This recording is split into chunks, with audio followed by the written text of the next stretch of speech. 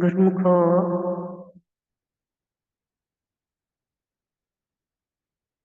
सभी गुरुमुख, अगर कोई डिस्टरबेंस लगे तो आप मुझे बता दीजिए, क्योंकि कुछ समझ में नहीं आ रहा मेरे को भी। एक शरीर बाहर का, एक है कारज रास, एक है परमात्मा का, तीनों में अंतर जान। गुरुमुख हो, हमारे को प्रभु ने 3 शरीर दिए हैं। अब तीनों शरीरों में से हमें ये जानना है कि कौन से शरीर से कौन सा काम लेना है। अब तीनों शरीर ही हमारे बहुत जरूरी हैं, क्योंकि तीनों शरीरों से ही काम लेना है। अगर तीनों शरीरों में से एक भी ना हो तो हम काम नहीं ले सकते।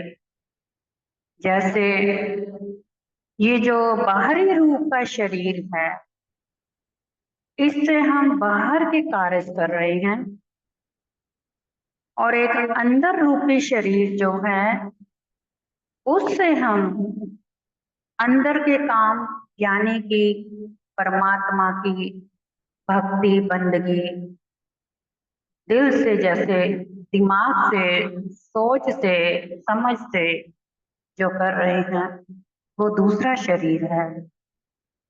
अब जो तीसरा शरीर है, वो स्वयं परमात्मा आप है। वो क्या? वो हमारी आत्मा है। अब जब ये बाहर के दोनों शरीर काम करेंगे, तो दोनों का कार्य जो भी है, बाहर का क्या करेगा? जैसे कि उदाहरण के तौर पे बाहर का शरीर खाना बनाएगा और अंदर का शरीर उसको खाएगा। अब जब वो शरीर खाएगा तो उसमें वैसी ही एनर्जी आएगी जैसा खाना खाएगा।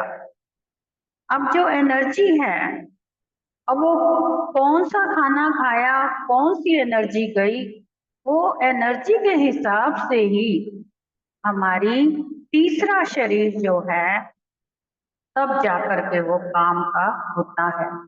अगर तो हमने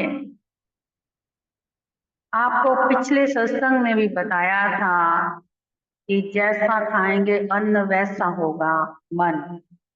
अगर हम भोजन गलत तरीके का खाते हैं,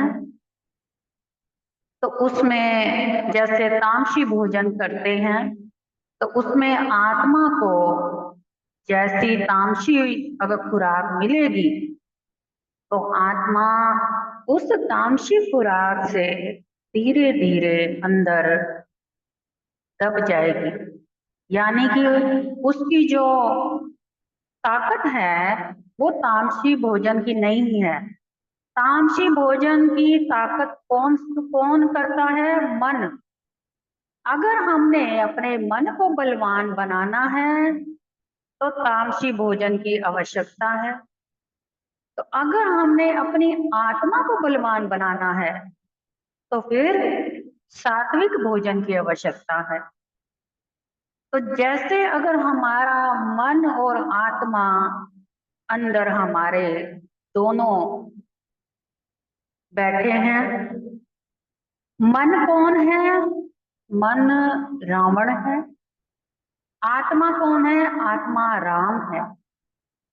अब रावण और राम को अगर हम अपने अंदर देखते हैं, तो अगर हमारा बाहरी शरीर तामसी भोजन को अंदर लेके जाएगा, तो रावण मन जो है वो बलवान होता होता आत्मा को हरा देगा, और आत्मा हमारी अंदर ही अंदर, जैसे कहते हैं ना कि कोई निर्दयी जैसे कोई बुरे कर्म करता है, बुरे काज करता है, किसी को मार काट करता है, गलत प्रभाव करता है, तो कहते हैं ना, लगता है इसकी ना आत्मा मर गई है, यही कहा जाता है ना।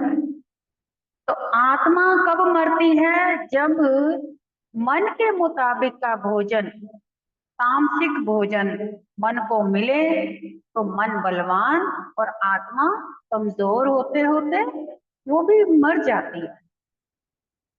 तो धीरे धीरे क्या होता है कि हमारा शरीर जो है फिर मन के हिसाब से चलता है, और मन के हिसाब से फिर शरीर कैसे चलेगा? मन एक किस्म का राक्षसी दिमाग वाला बना देता है, शरीर को एक दूसरे से लड़वाएगा, कलेश करवाएगा, गाली गलौज कराएगा, बुरे कर्म करवाएगा, एक दूसरे को धोखा देगा, छीना झपटी करवाएगा, बहुत बुरे से बुरे कर्म मन करवाएगा। तो हमने क्या करना है? गुरुमुखों का जो धर्म कर्म बनता है कि हम तामसिक भोजन को छोड़ करके हम केवल,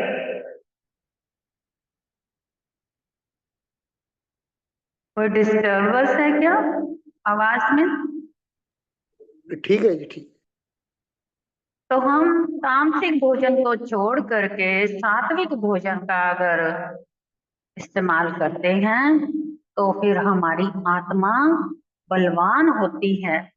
और जब आत्मा बलवान होती है तो आत्मा जागृत होते होते क्या होता है कि आत्मा धीरे धीरे अंदर से अपनी रोशनी जो है वो उजागर करती है। जैसे एक बंद कमरा है अंधेरे वाला, और उसमें एक जरा सी दिए की लो जग जाए तो कैसे सारा अंधेरा दूर भाग जाता है। तो इसी प्रकार जब आत्मा अंदर जागृत होती है, और अंदर आत्मा के जागने से क्या होता है, जितने भी मन के विषय विकार हैं, काम क्रोध लोभ मोह अहंकार, ये सब के सब नष्ट हो जाते हैं और सब बाहर निकल जाते हैं। तब हमें ज्ञान का प्रकाश मिलता है, और फिर हमें शुद्ध बुद्ध आती है कि हमारा जीवन क्या है, किस कार्य के लिए हम आए हैं, और हमें क्या करना शोभा देता है और क्या नहीं करना चाहिए। ये सारी बातों का ज्ञान अपने आप स्वयं से अंदर से जागृत होना आरंभ हो जाता है, यानी कि भले बुरे की पहचान हमें आरंभ हो जाती है। तब कहते हैं ना कि एक आम संसारी और एक गुरुमुख परिवारी, इन दोनों में देखो कितना अंतर है। क्यों? क्योंकि गुरुमुख जन जो होते हैं वो सत्संग में जाया करते हैं, संतों महापुरुषों की संगत करते हैं, जिससे कि उनके अंदर का ज्ञान का दीपक जग जाता है, और फिर उनके बोलने चालने का ढंग तरीका, रहन सहन, एक दूसरे से व्यवहार, वो अलग ही नजर आएगा, जिससे पता लगेगा कि ये कोई संस्कारी रूहें हैं।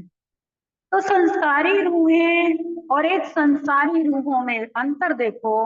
अगर उदाहरण के तौर पे आप कहीं बाहर जाते हैं, अब बाहर कोई आपको संसारी जीव कोई मिल जाता है जो दुष्ट कर्मों वाला है। अब एक बस में जैसे दो सवारियां हैं, एक गुरुमुख है, एक संसारी दुष्ट कर्मों वाला है। अब वो सीट के ऊपर लड़ाई झगड़ा कर रहे हैं, लेकिन जो गुरुमुख है वो हाथ जोड़ करके विनम्रता से खड़ा हो जाता है और क्या कहता है कि आप बैठिए, आपके लायक सीट है, हम खड़े होकर ही शांति में अपने प्रभु को याद कर लेंगे। तो जो गुरुमुख होते हैं वो इस तरह से प्रभु को याद करते हैं और उसके ध्यान में रहते हैं, तो अपना जीवन निर्वाह करते हैं, उनके कर्म भी फिर वैसे धीरे धीरे बन जाते हैं। तो शरीर हमें चाहे कैसा भी मिला है, काला है, गोरा है, या कैसा भी है, लेकिन शरीर से जो फायदा उठाओगे तो यही शरीर आपका आपको कहाँ से कहाँ पहुंचा सकता है। जैसे एक जगह की भी बड़ा फर्क होता है गुरुमुखो। जैसे आप अपने घरों में रहते हैं, मंदिरों का गुरुद्वारों का भी बड़ा अंतर होता है, जोत का भी बड़ा अंतर होता है। अब देखा जाए तो आप जैसे किसी मंदिर गुरुद्वारे में कहीं तीर्थ स्थल पर जाते हैं तो वहां पर आप बाहर जोड़ा उतार करके अंदर एंट्री करते हैं। क्यों? आप सोचेंगे ये तो आम कॉमन बात है, इसमें क्या सोचना। नहीं गुरुमुखो, ये बात भी सोचने वाली है। जोड़ा इसलिए बाहर उतार करके जाते हैं क्योंकि वहां मंदिर के अंदर की जो एक वाइब्रेशन होती है, जो जमीन के अंदर होती है, वो हमारे पैरों के तले से लग करके हमारे शरीर में प्रवेश कर जाती है। आपने देखा होगा कि आप मंदिर के अंदर जैसे एंट्री करते हैं, आपका हृदय अंदर से कितना शांत हो जाता है। और उस वक्त आप क्या कुछ भी गलत विचार या किसी से लड़ाई झगड़ा, काम क्रोध की बात या कोई द्वेष भावना, इस प्रकार के क्या आप कोई सोच रखते हैं अपने अंदर उस वक्त? नहीं ना। क्योंकि उस वक्त हमारा जो शरीर आत्मा है वो प्रभु की वाइब्रेशन से भर रहा होता है, यानी कि चार्ज हो रहा होता है। इसीलिए कहा जाता है कि चाहे किसी भी नजदीकी कुटिया आश्रमों में, मंदिरों गुरुद्वारों में अपने परिवार समेत जाया करिए, जिससे कि आपके बच्चों को वहां की धरती की वाइब्रेशन प्राप्त हो और उनके विचार शुद्ध हो और उनके अंदर एक ऐसे विचार आए कि द्वेष भावना सारी की सारी समाप्त हो जाए। क्योंकि द्वेष भावना जैसे ही समाप्त होती है तो वैसे ही बच्चे का जीवन बनना आरंभ हो जाता। अपने जानने से क्या है कि जैसे अब हम जोत जगाते हैं तो जोत जगाते वक्त हम ऊपर से हाथ फेरते हैं, मंदिर में जाते हैं, मंदिर में जाकर के घंटे भी बजाते हैं। आपको मालूम है घंटा बजाने का क्या कारण है?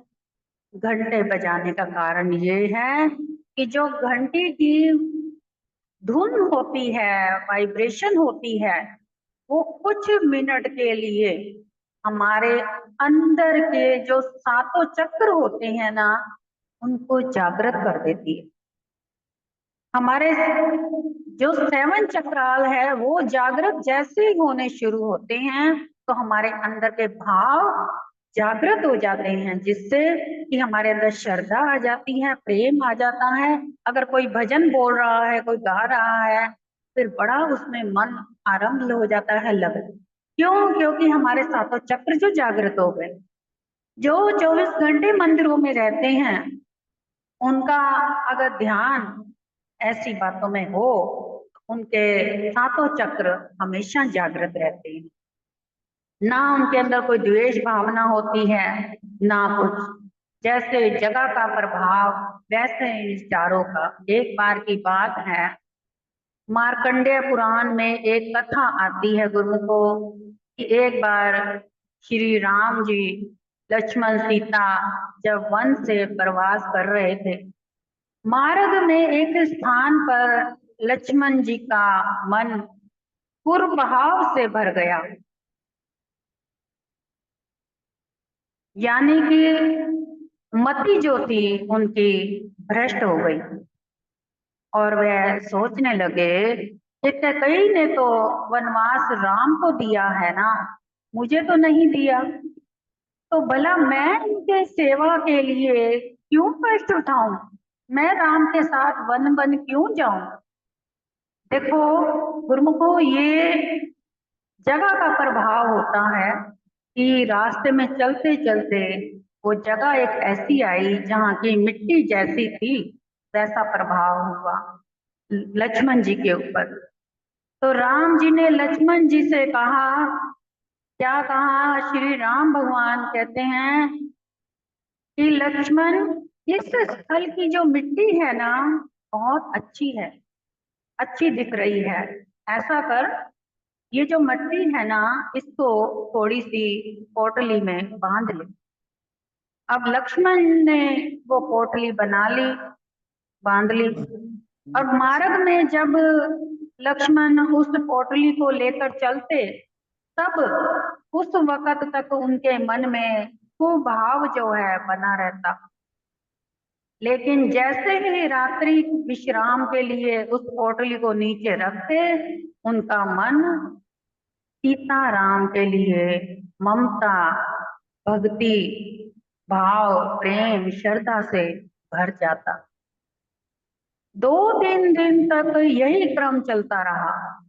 जब कुछ समझ नहीं आया तो लक्ष्मण ने इसका कारण श्री राम भगवान से पूछा, और श्री राम जी ने कारण बताते हुए कहा, भाई तुम्हारे मन के इस परिवर्तन के लिए दोष तुम्हारा नहीं, बल्कि न इस मिट्टी का है। कौन सी मिट्टी? जो तुमने पोटली में बांध करके अपने पास रखी है। जिस भूमि पर जैसे काम किए जाते हैं उसके अच्छे बुरे परिणाम इस भूमि के भाग में और वातावरण में भी छूट जाते हैं गुरुमुखो। इसीलिए कहा जाता है ना कि घरों में अपने पूजा का स्थान अलग से ऐसी जगह होनी चाहिए जहां पर आपके आपके जो भाव हैं वो पवित्र हों, विचार पवित्र हों, और घर के जो सदस्य हैं माथा टेके, तो जैसे ही माथा टेकने के लिए उस स्थान पर खड़े हों तो उसी वक्त उनके भाव भी पवित्र हो जाएं। तो मिट्टी जो थी, इस मिट्टी को वहां से उन्होंने बताया कि ये मिट्टी कैसे अपवित्र है।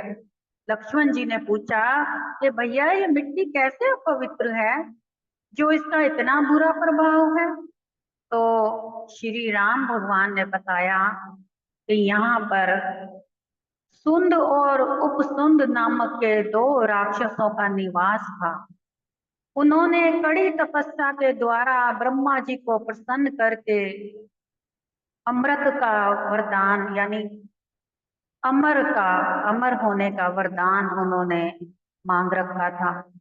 और ब्रह्मा जी ने भी उनकी मांग पूरी की, किंतु कुछ निरंतर साथ दोनों भाइयों ने बड़ा प्रेम था। इतना प्रेम था कि वो कहते थे कि हम कभी भी आपस में झगड़ ही नहीं सकते, तो इसलिए हम एक साथ ही जीवन गुजारेंगे हंसी खुशी। और ब्रह्मा जी से उन्होंने कहा, हमारी जो मृत्यु है केवल आपकी विग्रह से ही हो। ब्रह्मा जी ने वर दे दिया और कह दिया कि ठीक है। उन्होंने सोचा हम कौन सा आपस में कभी लड़ने वाले हैं, क्योंकि हम तो दोनों बहुत प्रेम करते हैं ना। तो इतने में उन्होंने सोचा अब हम दोनों एक साथ भाई इकट्ठे रहेंगे, कभी लड़ाई झगड़ा नहीं है, कुछ नहीं है, बहुत अच्छा जीवन चल रहा था। लेकिन एक बार क्या हुआ कि एक अमृता के अहंकार में उन्होंने अपने अंदर एक बात समझ ली कि हम तो अमर हैं, अब हमें कोई मार नहीं सकता। एक बार क्या हुआ, अचानक से तिलोत्तमा नामक की एक स्त्री आई, बहुत सुंदर थी। उसे देख करके उन दोनों भाइयों की लालसा जागी और कहने लगे कि इससे मैं शादी करूंगा। दूसरा कहता है मैं करूंगा। अब उसने कहा कि मैं दोनों में से उसके साथ एक के साथ करूंगी जो विजयी होगा। अब दोनों आपस में लड़ने लगे। अब लड़ते लड़ते क्या हुआ कि दोनों ही समाप्त हो गए। तो उस जगह का वैसा ही प्रभाव हुआ गुरुओं को। तो इसीलिए कहा जाता है कि घर में अपने हमेशा याद रखें कि कुछ जीवन जैसे 24 घंटों में से कुछ घंटों के लिए नाम जाप या भक्ति के भजन पाठ सिमरन कुछ भी घर में चला के रखे, जिससे कि घर की दीवारें भी सुनती हैं और धरती भी सुनती है, वो जगह पवित्र हो और आपके घर वालों के ऊपर वैसा ही असर प्रभाव रहे। तो महापुरुषों के वचन है, कहने सुनने में गुस्ताखी हुई हो, समय ज्यादा हो गया, इस दासी को क्षमा कीजिए। बोलो जयकारा बोल मेरे श्री गुरु महाराज की जय।